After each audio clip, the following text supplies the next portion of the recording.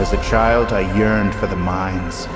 Hi everyone, welcome to Priority Holder, and today we're playing Strip Lock in the Timeless format. So the name of the game is finding a copy of Strip Mine and trying to lock the opponent out of the game by blowing up all their lands. And it turns out with Edge of Eternities, we got a card that enables that all by itself. So Icetill Explorer is a one-card Strip Mine lock. It lets you play an additional land on each of your turns and play lands from your graveyard. So once you have a Strip Mine, you can keep replaying it from your graveyard and blowing up their lands. And the extra land drop is key because it allows you to either keep pace with your lands or like really go to town and blow up a ton of theirs. So it's like a super strong card, and one that works really well with it is Sowing Mycospawn, which has a cast trigger that lets you search for land and put it into play untapped, so you can grab an Ancient Tomb or a Strip Mine and just start going to work. Plus is a kicker that can attack lands as well. So these two work really well together. You need some mana dorks to help enable them, Chrome Mox, and we get to play a cracked card once upon a time. So this is really clutch in this deck. If it's first spell you cast, you can cast it for free and lets you get whatever mana dork, whatever land you need. Really set up your hands really nicely, and you can tuck it under Chrome Mox if it's lame. And we're also running the One Ring, it's just super strong way to power through cards. And this is a natural order deck, so it allows us to play like sort of a pseudo toolbox. We can do the natural order out and I can Icetill to start the Strip Mine lock, or grab one of our other haymakers like Primetime, Atraxa, Craterhoof, or Ureni. So let's attack some lands. Alright, this is a pretty great hand. I love Once Upon a Time decks because it gives you like so much selection, like how to like sculpt your opening hand. So just a super powerful card, and glad to play it in a green deck. Alright, opponent's leading on Delighted Halfling. It could be that they're up to similar shenanigans as us because Halfling, is a good mana dork and it's a source of colorless for Sowing Mycospawn. Now, Deathrite Shaman changes things, so I'm going to rip Once Upon a Time here to try and get an untapped green source, which we do find, thankfully. So Overgrown Tomb it is. We're going to shock that in and play a Deathrite Shaman and just try and ramp our way up to these 4-drops we have in hand. Alright, so the opponent is clearly a Strip Mine deck. They're going to Strip Mine our land. So that changes things. And they're going to play another Delighted Halfling. So what are we going to do now? We draw another Deathrite Shaman. That's actually super clutch because it's clear mana, like mana's going to be really tight this game. So I think what it's best to do is to use our Deathrite Shaman to cast our other Deathrite Shaman. So we're going to, of course, eat their Strip Mine because they're in green. They're probably trying to recur it. So we're going to play another Deathrite Shaman. And then I'm thinking about it, and like I want to get to 4, but also the opponent is about to hit 4 mana, which is like the magic number for Icetill and Sowing Mycospawn. So I'm actually going to Strip Mine their land. Welcome to Timeless. This is the new era. It's the Wild West. We're Strip Mining like crazy. Oh man, but the opponent has the Chrome Mox plus the land drop anyway. Alright, so they actually tuck a Knight of the Reliquary under it in order to cast a Knight of the Reliquary. So it's this gameplay is from day 2 of the format. So everyone's still trying to figure out how to break Strip Mine, and so the opponent is trying to Strip Mine lock using Knight of the Reliquary to pull them out of their deck, because Knight can sacrifice forest or plains to search for any land to put into play. So you could see me sort of just drop a land into play and pass because it's almost guaranteed to get blown up. Oh, and here's the Icetill Explorer. So I think Icetill is going to be like on a fast track to become like an iconic creature in Magic. It is just insanely strong. In fact, after playing these games, I'm like, all right, I want to get one of these for my commander decks. And it's like $20 right now. It's insane. It's just a rare. So, all right, Knight is going to sacrifice their plains to search something up. Now this would be a lot worse, except we have 2 Deathrite Shamans in play, which we're going to be able to police the lands in their graveyard pretty dang effectively. So they did find another Strip Mine, and they're going to pop our World Tree. So with that in the stack, I don't want the priority to go back to them and then to replay Strip Mine, so I'm just going to exile from their graveyard right now. And might as well just add a green, and then use the other Deathrite Shaman to eat their creature in their graveyard. Just to pad our life total, we want to prolong this game if we can. So our land's dead again. Now the thing is, we are really interfering with their Strip Mine lock because every Strip Mine is basically like a one-time use with our Deathrite Shamans. And we happen to draw the perfect solution to getting to 4 mana from underneath like Strip Mine lock is an Ancient Tomb. But here's the question. We have 3 cracked 4-drops right now. Icetill, Sowing Mycospawn, natural order. What would you play in this situation? The opponent has us under like a pseudo Strip Mine lock plus active Knight. What would you do?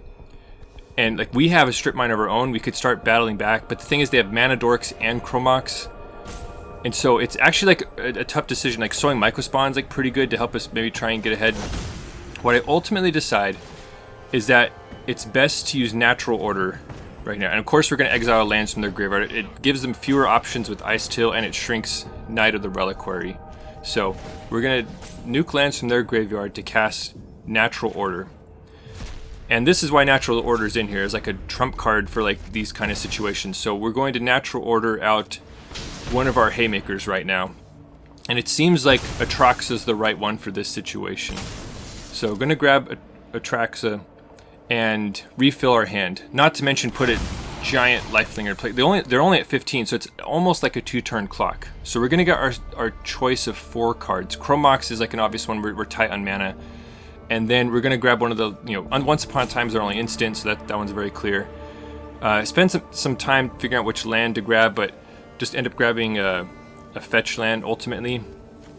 And then the other question is which creature to grab. And with our tight mana situation, it seems clear to grab a Delighted Halfling, especially since we can cast it right now off of Chrome Mox. And since mana is so tight, we're not going to be really fiddle around with Once Upon a Time.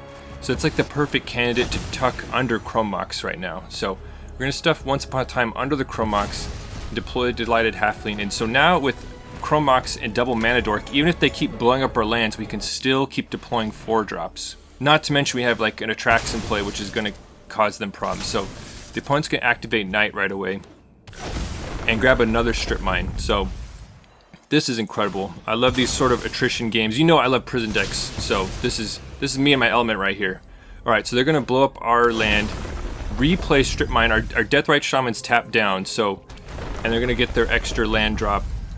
And we're seeing some stuff like Lotus Cobra hit their graveyard, so we could see like they're like going heavy on like the landfall theme. But it seems like they don't have many ways of dealing with Atraxa. So the question is, now what do we do? Now we can, eat their land from their graveyard and play one of our 4-drops once again. And there's an argument for both of them. They're both pretty strong, but I decided to go with Icetill because that allows us to just minimize their options. So we did use one of our land drops already, so we're going to get one more land drop with Icetill and decide just to grab our strip mine and attack their mana base because we're in the driver's seat right now. We just want to reduce their options, and so destroying their mana is a good way to do that. So alright, so the opponent, in response to our attack, is going to strip mine. In response to their strip mine, we're going to strip mine once again, just to try and reduce the options that they have. And it does seem like Atraxa is going to get in for a huge hit. Like, it could eat like a Swords to Plowshares or something, we'll have to see. So the opponent falls to 8, and this is do or die for them, so we'll have to see what they have. And they have an Uro, which is super annoying. They're going to buffer their life total and get like a bonus land drop. So I'm like, oh great, that's super annoying. So they end up playing a tapped shock land. So they actually had enough land drops plus their mana dork to escape Uro, but I think it might have been like a net loss in life depending on what they had to fetch and shock.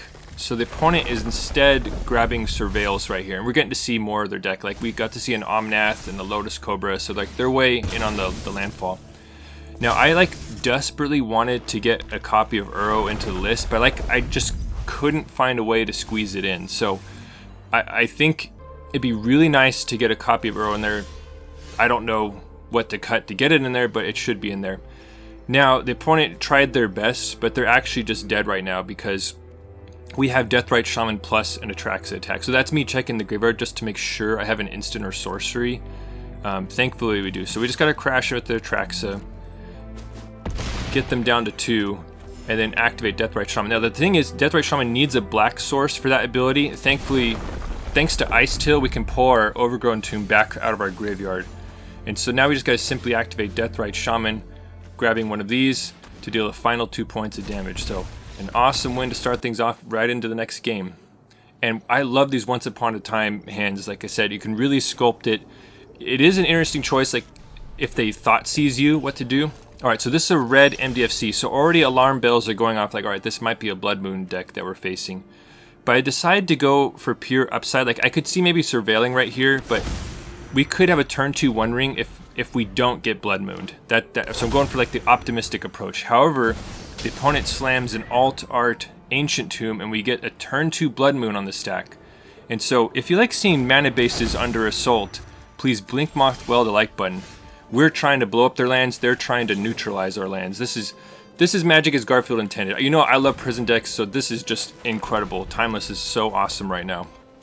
Now, don't want to gloss over the fact of how fortunate that was that we once upon a time into one of our 2 basic forests. Now, the thing is, we're also a Chrome Mox deck. We also have One Rings. You know, like, we had ways to dig and find mana sources, but we are right back in this now, though, thanks to Chrome Mox. So this is the question, though, is what to tuck under it, Ureni or Craterhoof? Because I want to keep the 4 drops. I end up sticking Ureni because it doesn't seem like as necessary, and we can actually build towards like a Craterhoof win right now.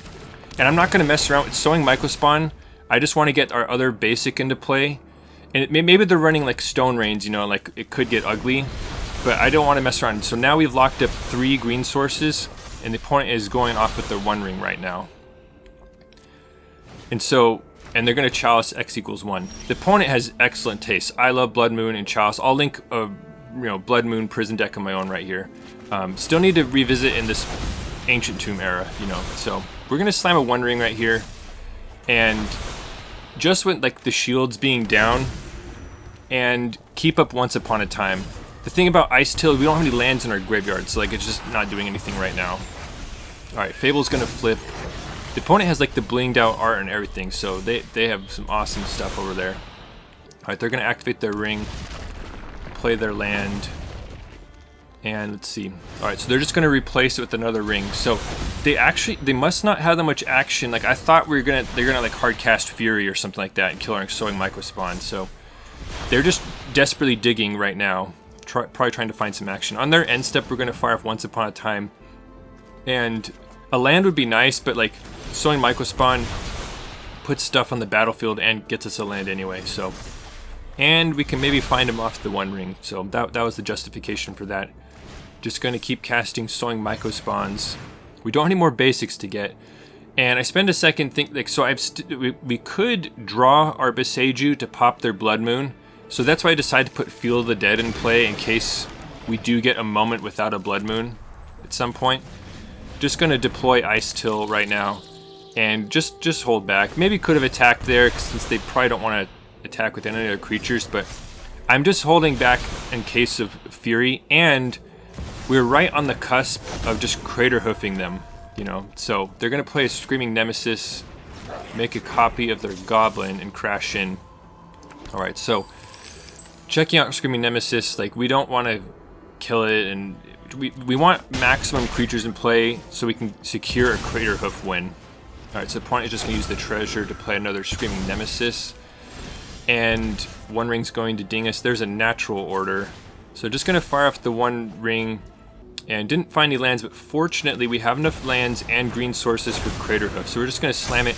There was a hesitation as I did Craterhoof math right there, but the reason it's so good is it's often like a math is for blockers situation. Like it just pumps so much and we just knock out the opponent. So managed to dodge a Blood Moon lock and on to the next game. Another Once Upon a Time hand is just awesome. So less awesome against the Thoughtseize. So there is an argument to just leaving Once Upon a Time in your hand since we have a lot of other potent things, but I decided if I could turn it into a land that's pretty nice, and especially an Ancient Tomb, which is going to allow us to power out a One Ring potentially. Now notice there was a priority pass right there, so I'm like, alright, maybe they have like a grief that they're holding on to. They weren't able to scam it or something, so just going to play a fetch land to protect myself from Strip Mine. The opponent holds up 2 black mana. Against in Timeless, it's like basically always like a Bowmaster, so we're going to grab the Surveil land. Now, one thing in this current configuration, there are not that many fetchable lands. The World Tree is super important at making your fetches like and other stuff produce mana, and like if you can protect yourself from your Ancient Tombs, you know. So I consider the World Tree like a must-have. Now I'm playing around Strip Mine, and opens myself up for surgical extraction. So I didn't play the Ancient Tomb to protect it from a strip mine, but allows the opponent to like really whammy us once we surveil the other Ancient Tomb away. So that sets us back on our one ring, and they got a Bowmasters in play. So two horrible things, and it's getting worse. Here's another Orcish Bowmasters. So it's looking pretty dire right now. Like even if we get a one ring in play and activate it, and the opponent has the third Bowmaster. So this is just a super unfortunate situation. We've drawn like none of our creatures, which would be really powerful right now.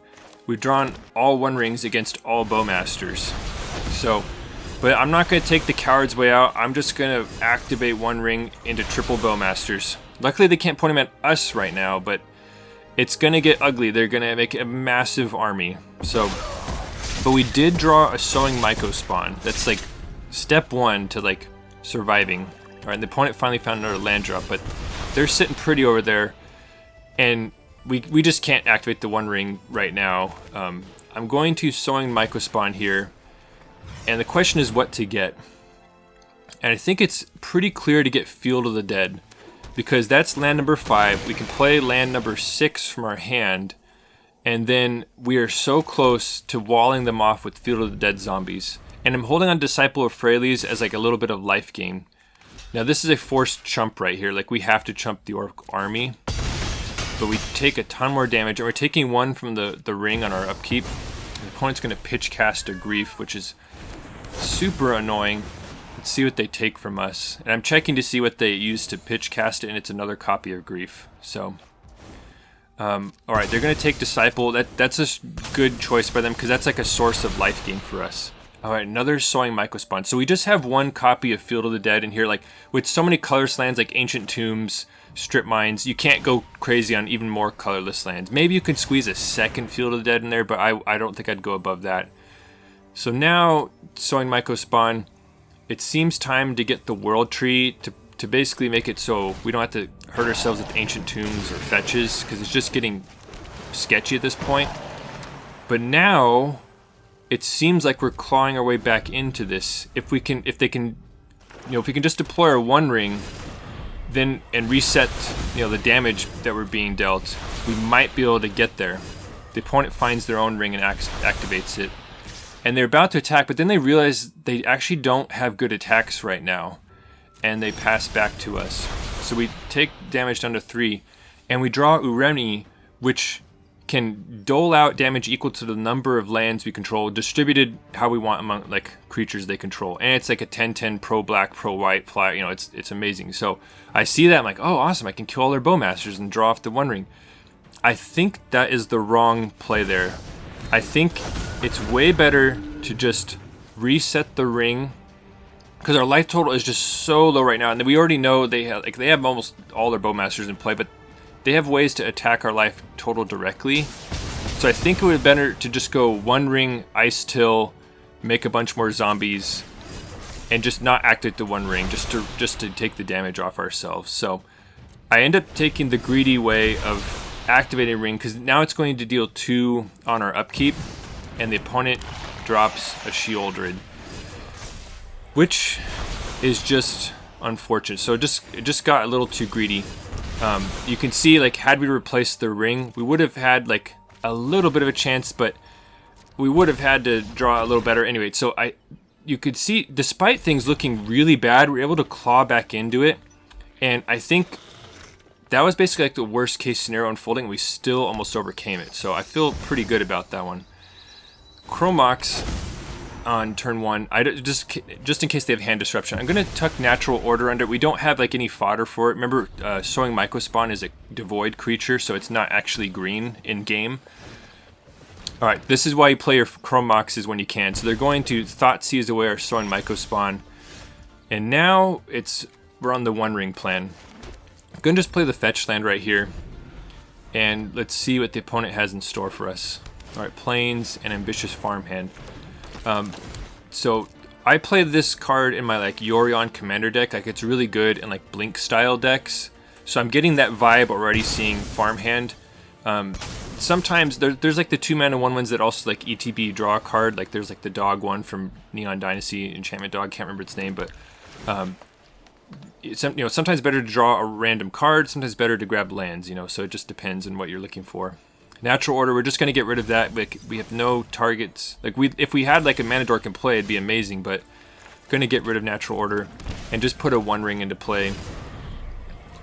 Now, you could see that there's a distinct priority pass, so the opponent has something. The other opponent had Surgical, so on my radar are like Surgical and Solitude are like the main ones they could have that cause priority passes on our turn, so. Alright, the opponent's passing with 3 mana up, and we found an Icetill, which is really nice. And I'm going to check the graveyard, and we have 1 land, so we can start rebuying fetch lands with it. I'm going to activate the 1 ring. They might Bowmaster us. Alright, and we draw another land. So, I'm just going to play that land and then put an Icetill on the stack. Alright, and I'm just going to, before like doing anything else, I'm just going to play the land because once we pass priority to them, Icetill might not get to like get us another land. So we just accidentally milled an Atraxa, which does happen. Like, alright, the opponent's going to Solitude us. But the thing is, we also have Shifting Woodland in this deck, and so sometimes it's nice to just turn Shifting Woodland into like an Atraxa and attack, So we don't mind it being in our graveyard all the time. Alright, going to crack the fetch in response to the Solitude and mill Once Upon a Time into graveyard. So, alright, Solitude is going to gobble up Icetill Explorer, and they're going to ephemerate it. Alright, so they're going to scam a Solitude into play, and as the opponent does that, I'll link a scam deck of my own. I'm no stranger to that archetype. Alright, we're going to grab a basic and going to play a Deathrite Shaman. So the thing is, like with the World Tree and numerous ways to fetch it, like we actually don't really need the colors off Breeding Pool and some of the other ones. They're just in there as fetchable lands for our green fetches, Now, I purposely played a Deathrite Shaman into a rebounded Ephemerate because I wanted them to do exactly that, to just, instead of attacking with Solitude, bounce or get rid of our Deathrite and just leave our life total a little more preserved. So, as we activate the 1 ring here, let me know in the comments, what is your favorite green creature in Magic? Is it Primeval Titan? Is it the newcomer Icetill Explorer?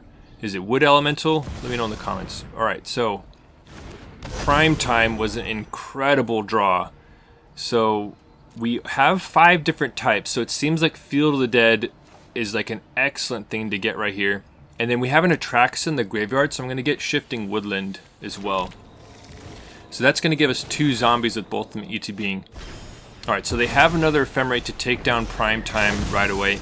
And we're like totally okay with that, because if the opponent is sort of just trying to like 1-for-1, or even getting X-for-1s with like Ephemerate Solitude, like they're not gonna be able to keep up with the flow of zombies we're gonna be able to create. So going to play Chrome Mox, tuck a Once Upon a Time to then have Once Upon a Time up on their turn.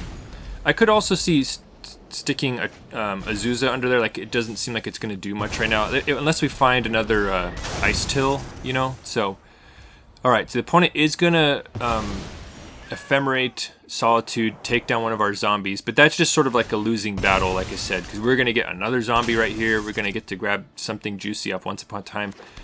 And this, like I said, the World Tree is super important in this deck, because you could see we're already fetched our last green green source, And the opponent has seen enough already at this point, so they were massively behind. So on to the next game. Alright, black MDFC means it's likely Spy Belcher. If we had like a Strip Mine in the open hand, that'd be incredible. So I'm really hoping to find a Strip Mine right here with Once Upon a Time. We unfortunately don't, but I'm going to grab Boseiju in case they play, or at least, in case they play like a Char Belcher and not activate, So we have some defense right now, but would have much rather had a Strip Mine. Alright, so the opponent's going to play another tapped MDFC. We're going to crack and get a Surveil and once again, really trying to find a Strip Mine right here. Or a means to accelerate out like a Mycospawn.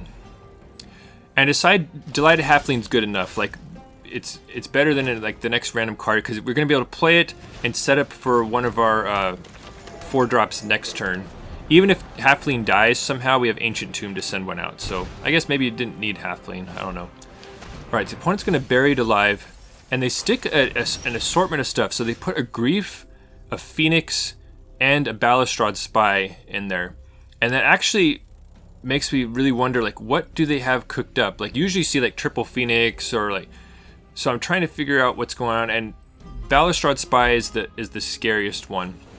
Now, this situation right here is the argument for putting a Bojuka Bog in the list. Like, with all the graveyard decks, I could see putting a Bojuka Bog, because right now, if we had a Bojuka Bog, we could Sowing Mycospawn it out.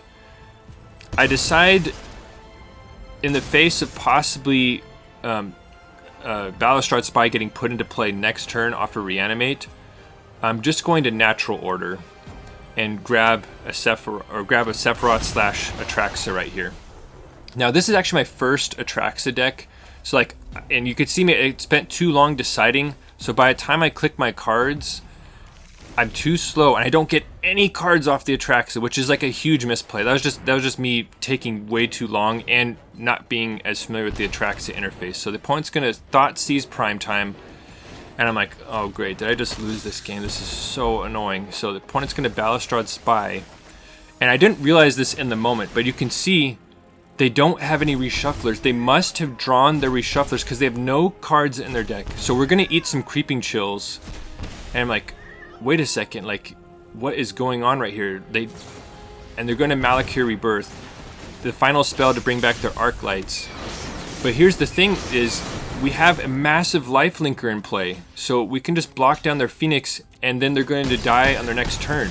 And so that's it. So that was an insane win. I whiffed on the Atraxa, but the opponent had either 1 or 2 reshufflers in hand, which is like the worst luck ever, and we somehow escaped with that win. So another Once Upon a Time start. We have our choice of Sowing Mycospawn and Halfling. Gonna grab Sowing Mycospawn because when you see the blue-green Surveil, it's almost always like Show and Tell, putting Omniscience to play, no, Omnitell. So going to play a Halfling, and we have Ancient Tomb, so it means we're gonna get a turn 2 Sowing Mycospawn if the opponent doesn't Thoughtseize us. Okay, so this is a different kind of Show and Tell deck. This is like the Shifting Woodland version, the one that's like graveyard centric. So the opponent's gonna put an Omniscience in the hand. However, we're gonna be able to Sowing Mycospawn and get a Strip Mine. Sowing Mycospawn is like so strong. You haven't seen it as much in like this series of games, but like this is like its power right here. This is turn 2. We're gonna get an untapped Strip Mine into play and just be able to pop their only blue source at the moment. And so now we're just ready to rumble because we can Icetill next turn and then we have them strip locked. So yeah, and that's enough for the opponent. So love to see Show and Tell suffering. All right, on to the next game. Really strong hand, multiple mana dorks. Gonna start with Halfling because we don't have any fetches for Deathrite at the moment. All right, the opponent's gonna go turn 1 Tameo and pass to us.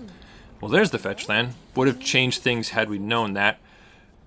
So, gonna just play Deathrite and play a Surveil land and see what we can find. One Ring seems pretty good, like in case they like Thoughtseize away a Sowing Mycospawn or something like that. So we'll have to see what's going on the other side of the battlefield. All right, they're actually gonna warp in a Pinnacle Emissary. So this is a new card from Edge of Eternities that whenever you cast an artifact, it makes a 1/1 flyer that can only block flyers. So the opponent is just going off already. They're going to Portable Hole one of our creatures. At least we have 1 more left, so we can still play one of our 4-drops. And they're going to Thought Monitor also and flip Tameo. So the opponent, this is their turn 2, by the way. So this just shows you some of the crazy stuff you can do in Timeless. So really love what the opponent's cooked up right here. This is a cool looking artifact deck. In fact, I've messed around with artifacts before. I'll link an artifact deck of my own right here at Prison 1, to no surprise. All right, gonna crack the fetch land. So once again, we have like the 4-drop dilemma. Do we play One Ring, Mycospawn, or Natural Order? Once again, I decide it's best to do Natural Order. However, unfortunately, I think I make the wrong choice right here. I'm looking at the options. Ureni doesn't quite do enough right here, though it could be pretty good. you could see me considering prime time, but I ultimately choose Sephiroth, which I think is a mistake. The reason is of all the things Sephiroth has, it does not have trample, and we've seen the opponent put like a million, they have like an endless stream of 1/1 blockers, and so we won't be able to pressure their life or their planeswalker. Whereas if we put a prime time into play, that's a trampler, it ramps us a couple lands. I think in this situation, it would have been way better to put a prime time into play. It really sucks we didn't get a Chrome Mox right there to just spill out some more mana sources, make use of the stuff on our hand. So we're just going to discard a 1 ring on end step.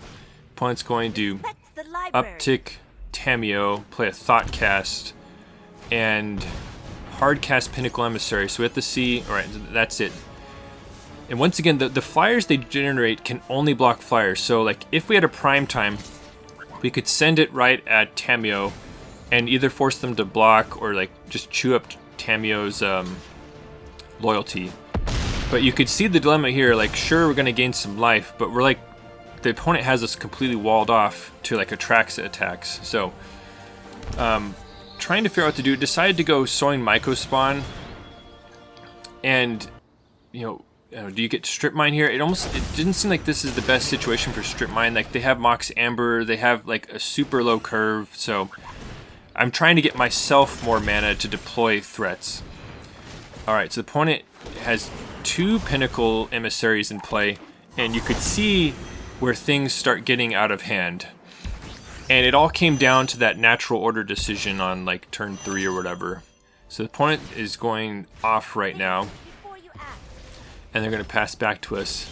And they just have, like I said, they have us walled off. Now the thing is, we know we have Craterhoof, which would be pretty dang strong right now, except Mycospawns are not green creatures, so we can't sacrifice them. So there is an argument to just firing off Once Upon a Time to find a mana dork to then feed to natural order. It's like there is that argument. I end up kicking a Sowing Mycospawn to get rid of their planet and put a Field of the Dead in play, but I think that's just too small ball for what the opponent's doing, because you could see the Tamiyo is at 8 loyalty right now. So we attack them again, they can block again. So the opponent has like an awesome strategy though, like they have like a really cool thing going on. So they're going to ultimate Tamiyo and draw half their deck and play Pinnacle Emissary. Now the thing is, Tamiyo ultimate is medium in some decks, but it is really cracked when you have a ton of zeros like this deck does. So they have Mistress Baubles, they have Mox Ambers, and so they're able to just go wild right now with Pinnacle Emissaries, and now it's to the point where not even Craterhoof can save us. So I'm going to jump ahead. I hung around way too long. This is multiple turns in the future. You could see 4 Kappa Cannoneers in play that all have like 15 power. The reason we're still alive is because of the 1 ring. So like it could technically still live right now if I draw another 1 ring, but we end up not doing it. So I try to put as many creatures as I can in play and finally get a Craterhoof, but the opponent has like a million power worth of stuff, so we're just going to concede. So that was an awesome game, but on to the next one. I mulliganed that hand. It just seemed like to do nothing. It was all 4 drops. This seems much better. We could put back a redundant Chrome Mox and have, might stick a prime time under it to rush out a 1 ring. It just depends, but gonna crack our fetch. You can almost always just go for the basics with your fetches in the beginning, because the black is only in there for like Deathrite Shaman. Like if you're gonna cast stuff like Atraxa, you're gonna just usually use the World Tree to get there. Alright, so we see another blue-green Surveil, which is indicative of show and tell, especially when we see that blue-black MDFC hit the graveyard. So it's sort of strip mine or bust right here. So going to turn to a 1 ring, no big deal, and draw, and gonna just hold on to Chrome Mox right now. Really don't want to stuff a prime time under if we can help it. Alright, the opponent's going to shock a land into play, possibly holding up like Mana Drain or something. That's the thing about Sowing Mycospawn, is that its land fetch ability is a cast trigger. Okay, so I've been seeing more and more of these sort of mid-rangey show and tell decks lately. So they play like Orcish Bowmasters. I don't know if it's like super good in the mirror or something like that. It doesn't seem like it is. I personally think the stronger show and tell decks go all in and don't play stuff like Orcish Bowmasters, but more and more people are doing that. So they're going to shoot down our halfling. We're going to tap it for mana just so we have it. And that's the crazy thing, is we actually have enough for a turn 3 prime time right here, despite the opponent's interference. This is me like making like 100% sure I actually have the mana, but we have 5 mana right now. We can Chrome Mox something. I'm just going to stick a halfling under there. And so this is a turn 3 Primeval Titan. And so what I'm going to do here, I'm assuming that I'm facing it show and tell, is going to grab 2 copies of Strip Mine to really like take them off their mana and hope. So like, we're going to be shields down because our Strip Mine's coming to play tapped. So like if they have it right now, they have it and we lose. But they haven't played any selection cards yet. So the opponent's going to shock in their land and pass. I'm like, yes, all right. And we draw another Strip Mine. So I'm like, oh yeah, this is perfect. So what do you do now? So I think, so this is me calculating Field of the Dead math right here, because like if we attack with prime time, get 2 other lands in play. I think there is an argument to strip mining some of their stuff pre-combat to make it so they can't, you know, just make it so they have to commit to using their mana at awkward time. I'm gonna grab the World Tree and then something else right now. And I think I was too fixated on getting zombies into play, whereas like we don't really have to worry about that. Like we can kill them at our leisure. We just gotta make sure they don't kill us. So I think it would have been better to just do some strip mining pre-combat and some post-combat. That way they can't like float their mana. And anyway, like I said, would have forced them to commit to their plays earlier. So now we're in our second main and going to pop their only green source to start with the strip mine. All right, so the opponent decides to float something. They're gonna float a green. All right, now we're going to use the other strip mine. So I think I misplayed this a little bit by playing Field of the Dead at all. Or actually, I think we searched it. But anyway, I should have played another copy of Strip Mine and just taken all their lands out, because, you know, Chrome Mox plus Dark Ritual, like they might be able to still get there off one land. So I think I didn't go aggressive enough with the Strip Mines. Like I said, we could get zombies at our leisure and kill them. Like, it's better to stop their win. So, alright, going to go ahead and pass. The opponent has Bowmasters, so I'm not activating the One Ring right now. Alright, so the opponent plays a land and passes to us. Alright, love to see it. Now we can get serious. Oh, and then we draw an Ureni. So that might be able to just kill them right now, though it could possibly run into mana drain. That's the problem. So that's the tricky part. So I'm just gonna play the other strip mine and attack their untapped source right now. The thing is, they could still float for like, you know, mana drain mana right now, but so like it makes Ureni like a little tricky to like actually get them with. But I decided to do it pre-combat and attack. So the opponent's gonna brainstorm, but they're in big trouble because we have 10 power of attackers plus Deathrite Shaman activation. So we're gonna have to see, and the opponent has seen enough at this point.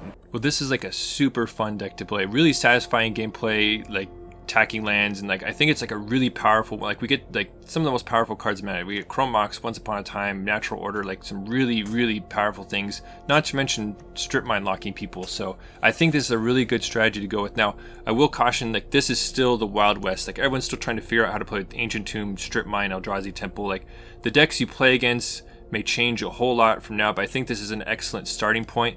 There's not even a whole lot I would change in the main 60 right now. There's just some things that I would maybe consider. Like I think Shifting Woodland is an important one of, and the World Tree is a really important one of, and like Field of the Dead obviously is like a really important one of, but I think it's like a pretty nice 60 right there. The one that maybe we don't need is Azusa. It almost maybe like a little bit win more. Like you can really go wild with like Icetill, but you could see the games are sort of lean and mean. Like we didn't really need like a million land drops, you know, with Azusa. So I could maybe see Uro replacing that. I mentioned the gameplay, like I really want something, because Icetill mills you so much and you get like a pretty stocked graveyard, that like having an Uro to escape would be like super nice. So anyway, that's just one thing I was considering. You can see like some other like top end targets I was looking at: Gitrog Monster, Titan of Industry. So you could sort of sculpt like your Natural Order targets how you want. I think Primetime and Atraxa and Craterhoof are really important. Ureni, I was also considering Dragonlord Atraxa. So Ureni has like higher upside, but you could see in some of those games like we had like no lands in play, so Ureni's ETB didn't do anything, whereas Dragonlord always deals 5. But Ureni has the upside of like having like pro white, pro black, you know, so ultimately went with that one. We had to consider Green Sun Zenith, so now we have that. But ultimately, I think Natural Order is more powerful. You could see like how clutch it was in so many of those games. Would love like a Bojuka Bog in there, but like you just really lean on how many like untapped green sources you have. So like it'd be tough to put it in there, but it would be really nice in certain situations to have that. Also would love a creature land of some sort. Not sure which one, but you know, it would be nice to have that. But I think we have enough closures. Like the creature lands are not super necessary. And another one I was strongly considering is Cavern of Souls. To be able to fight through like the counterspell decks. Like Sowing Mycospawn does like a pretty good job of that already with its cast triggers, but like getting like a clutch cavern in play and naming like Insect to power out like an Icetill Explorer through a mana drain mana, you know, like could be pretty clutch. So another creature that I think is super important to think about is Endurance. So this gives you like a 0 mana way to fight against graveyard strategies and a way to reshuffle your Natural Order targets back in your deck when you accidentally mill them with Icetill, you know, so that's something to consider as well. Anyway, I have a lot of thoughts on this archetype, and let me know in the comments if you have any ideas or anything you've tried, and that's the deck. Thanks for watching the video. I hope you enjoyed it, and if you want to see even more nonsense, please consider subscribing. And if you're already subscribed, thank you for your support. Your engagement with the channel helps me know what the people want. Thank you.